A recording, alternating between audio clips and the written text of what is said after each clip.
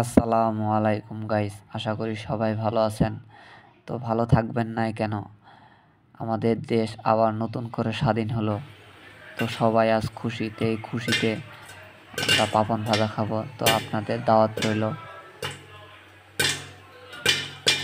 তো এখন কথা হচ্ছে যে বাংলাদেশে নতুন প্রধানমন্ত্রী কে হবে, কে আমাদের এই সোনার বাংলাটা আবার নতুন করে সাজিয়ে নেবেন। তো কেউ কেউ বলছে ডাক্তার ইউনূস, কেউ আবার বলছে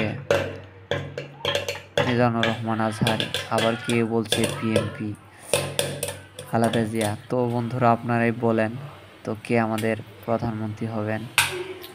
তো পাপন ভাজা হয়ে গেছে দেখেন। তো সব পাপন ভাজা শেষ হয়ে গেছে।